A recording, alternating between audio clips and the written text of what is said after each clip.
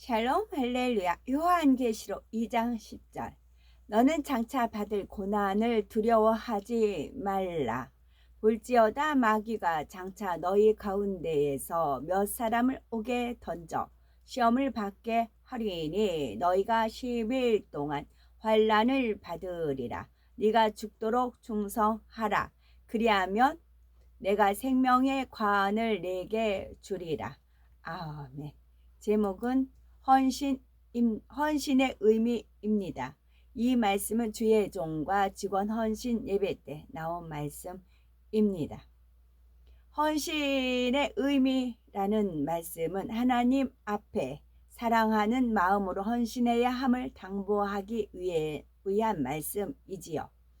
영의 마음이 되면 하나님을 사랑하기 위해 애쓰지 않아도 마음 중심에서 하나님을 참으로 사랑하게 됩니다. 아브라함, 모세, 사도 바울 등 선진들의 헌신도 결국 하나님 주님에 대한 사랑이 있었기에 가능했습니다. 하나님 앞에 사랑이 담긴 헌신을 드리기 위해 점검해야 할 분야가 있는데요. 첫째는 내 유익에 따라 수시로 변개하는 마음이 있는지 점검해 보아야 합니다. 두 번째는 헌신한다 하면서 내 조건과 상황에만 맞추려 하지는 않는지 점검해 보아야 하는 것입니다.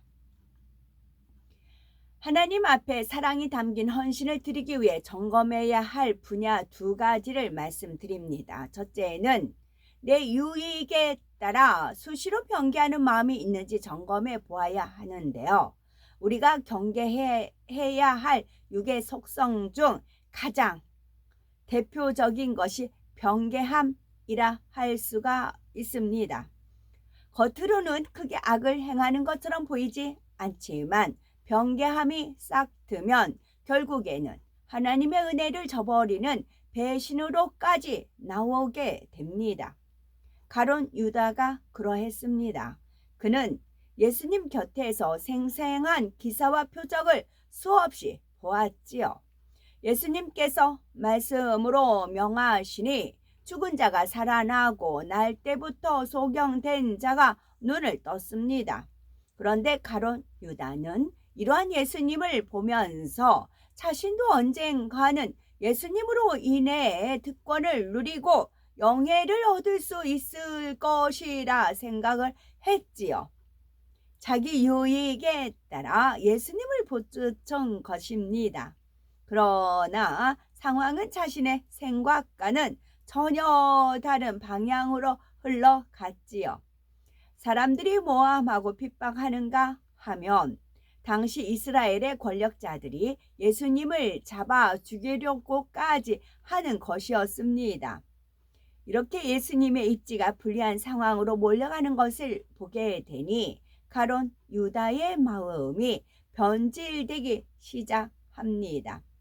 자신에게 돌아오는 이득이 있을 것 같으니 결국은 자신에게 돌아올 이득이 없을 것 같으니 결국은 사단의 사주를 받아 스승을 파는 극단적인 선택을 하게 되지요. 많은 연단의 시간들이 있을 경우 교회의 기둥으로 같이 쓰임받겠다던 사람들이 생명 다해 지키겠다는 사람들이 하나둘씩 떠나는 일이 있을 수가 있습니다. 그 연단은 하나님께서 허락하신 축복의 연단이고 이를 단에서는 여러 차례 미리 말씀을 드리지요.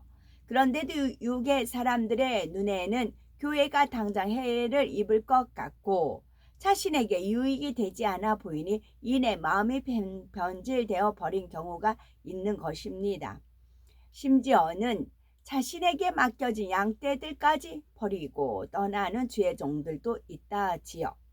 하나님의 나라를 위해 생명 다해 충성하겠다, 생명 다해 돕겠다 하던 고백을 물거품처럼 뒤로 하고 떠나가 버리는 것입니다.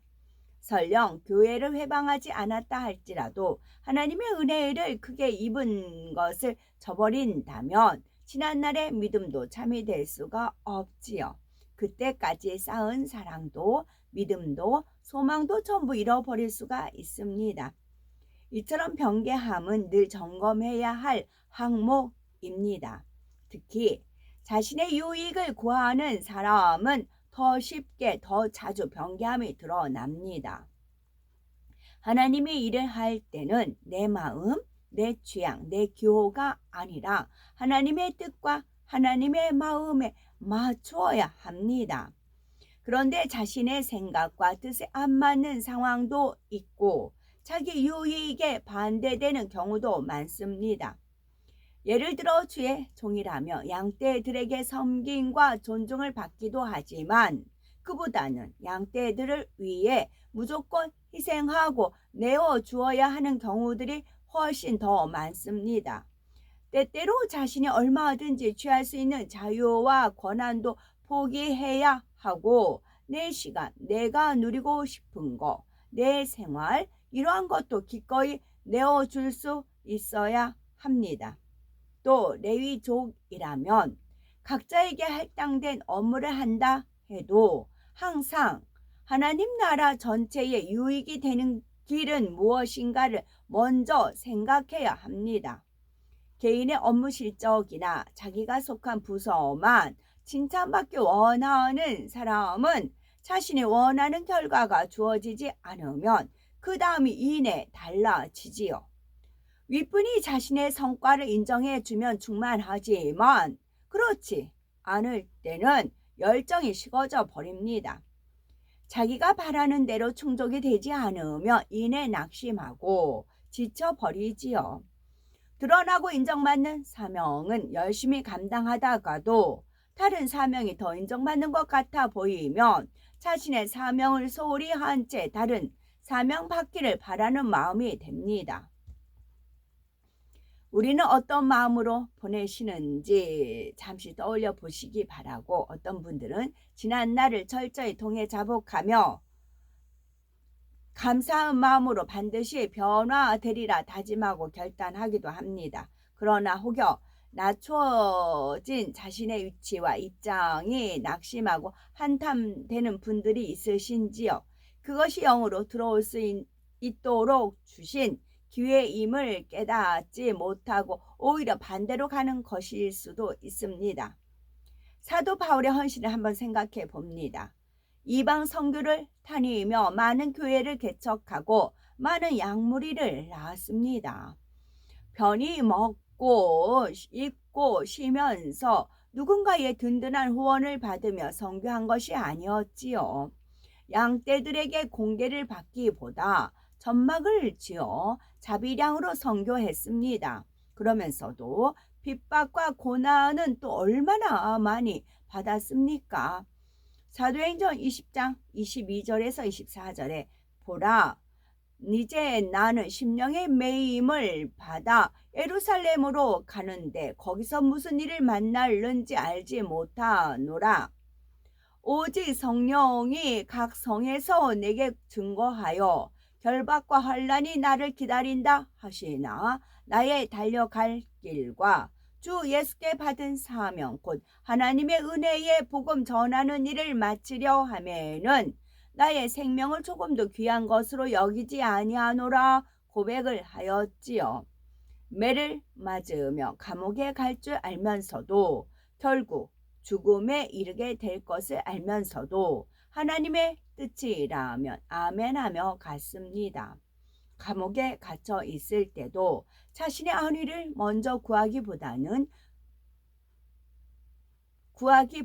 두고 온 교회와 양떼들의 형편을 걱정했지요. 우리가 처음 직분을 받고 사명을 받았을 때 오직 주를 위해 교회와 영혼들을 위해 힘이 되기 위해 한 몸 기꺼이 바치리라 각오하였을 것입니다. 나름대로 꿈과 비전을 가지고 주님 오실 때까지 많은 영혼들을 천국으로 인도하겠습니다. 내게 주신 달란트로 하나님 나라의 힘이 되겠습니다. 고백을 했겠지요. 그런데 이제 내 유익에 맞지 않는다 해서 내 힘듦과 내 연단만을 생각하여 변개하려는 마음이 있다면 지난날의 헌신이 무슨 의미가 있겠습니까? 하나님 앞에 드린 고백이 어제나 오늘이나 앞으로도 동일하셔야 되겠고, 어떤 상황에서도 하나님 앞에 정한 마음을 변치 마시고 내 유익을 구하기보다는 하나님 나라와 영혼들을 먼저 생각하는 참된 헌신의 주인공들이 되셔야 되겠다는 말씀입니다. 두 번째로 점검해야 될 분야는 헌신한다 하면서 내 조건과 상황에만 맞추려 하지는 않는가 점검해 보아야 하는 것입니다. 때로는 자신이 원하지 않는 일이나 자기 능력 이상의 일이 주어질 수 있습니다. 그때마다 나는 능력이 부족하다 핑계대며 잘하는 일, 하고 싶은 일만 해서는 안 됩니다. 사명을 감당하는 힘은 세상 지식이나 육적인 달란트, 물질 등에서 나오는 것이 아니지요. 빌립보서 4장 13절에 내게 능력 주시는 자 안에서 내가 모든 것을 할 수 있느니라 말씀합니다. 하나님께서 주시는 지혜와 능력을 마음 중심에서 구해 간다면 그 능력의 일꾼으로 나을 수가 있는 것입니다. 더욱이 주의 종은 알곡의 영혼들도 살피지만 오히려 상한 심령, 연약한 심령, 강팍한 심령들을 살피는 것이 더 중요하지요. 그런데 만약 나를 좋아하고 맞춰주는 양떼, 신방하기 편하고 순종하는 양떼만 살피고 가까이 한다면 어떻겠습니까? 잘 따르지 않고 부딪혀오는 양떼와는 여전히 화평을 이루지 못하면서 말입니다. 또한 주의 종은 자신의 환경과 조건을 보고 거기에 맞는 일만 찾아서 하는 것이 아닙니다. 세상 어느 오지에 가라 해도 오직 아멘으로 순종해야 합니다. 직원들도 마찬가지입니다. 설령 자신이 원치 않는 일이 맡겨졌다 해도 나에게 원하시는 하나님의 뜻이 무엇일까를 먼저 생각하시기 바랍니다. 그렇다고 하나님께서 우리의 믿음이나 형편, 꿈과 비전, 능력 등을 전혀 고려하지 않고 일방적으로 지시하고 명령하시는 것은 아닙니다. 다만 내 형편과 비전 이런 것보다 가장 좋은 것 주기 원하는 하나님께서 우리에게 원하시는 바를 먼저 생각할 수 있어야 한다는 말이죠. 주변 일꾼들에게 기관 선교해서 열심히 봉사하고 섬겨라, 기관장도 선교회장의 사명도 집노해라 라고 하죠. 이런 부탁을 하는 이유는 단지 더 많은 사명을 감당해라, 온 집에 충성해라 하는 것만이 아닙니다. 바로 영혼을 관리하는 사명을 감당할 때 주님의 마음을 더 이해할 수가 있고 교회와 영혼들을 더 깊이 사랑할 수가 있으며 은혜와 능력이 축복이 은혜와 능력의 축복이 임하기 때문이지요. 또 이러한 공력이 쌓이다 보면 결국은 자신의 업무와 사역에도 실질적인 도움이 될 수가 있는 것입니다. 이렇게 부랴부랴 더 마음을 넓히지 않고 여전히 자기 한계 안에만 머물러 있다면 이는 하나님 나라를 이루는 데 있어 더 큰 몫을 감당하지 않겠다 고집하는 것과 마찬가지입니다. 또한 하나님의 일을 함에 있어서 자신의 모습이 화려하게 돋보이는 무대가 있는 반면 이름도 없이 빛도 없이 묵묵히 감당해야 할 사명도 있습니다. 남들이 알아주지 않는 굳은 일을 감당했음에도 불구하고 드러나는 공은 오히려 다른 사람에게 돌아가는 경우도 있습니다. 이러한 경우도 우리는 여전히 동일한 마음으로 헌신할 수 있는지 돌아보시기 바라고, 내가 원했던 것과 다른 일이 주어질 수도 있고 내가 사모하고 기도하던 것과는 다른 방향으로 인도받을 수도 있지요.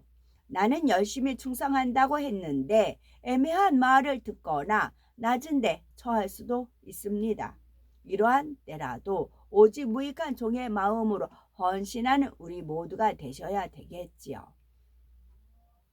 인간 경작의 세월 동안 참 자녀를 얻기 위해 참고 인내해 주시는 하나님의 헌신도 결국은 사랑에서 나온 것입니다.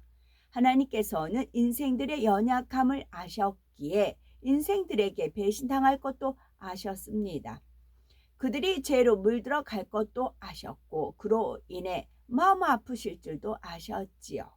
그러나 인생들을 향한 하나님의 사랑은 오래 참아 기회를 주고 또 주시면서 한 영혼도 포기하지 않기 원하십니다. 심지어는 하나님을 정면으로 대적하는 인생들도 외면하고 심판으로 처리하신 것이 아니라 어찌하든 기회를 주며 살리려고 하셨지요.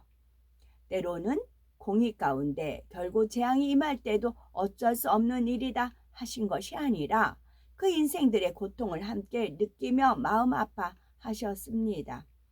인생들의 반복되는 범죄에도 불구하고 그들을 포기하신 것이 아니라 내가 너희를 책임지며 이끌어감이라 하시며 참 자녀로 나오기까지 모든 것을 감수하시지요.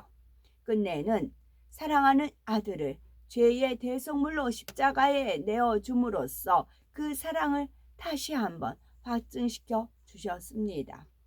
우리를 향하신 하나님의 이러한 사랑을 깨달아 참된 사랑의 마음으로 헌신해 드리시면서 이런 참된 헌신을 통해 하나님 나라의 정령 기둥같이 쓰임을 받는 우리 모두가 되어야 되겠습니다. 아멘.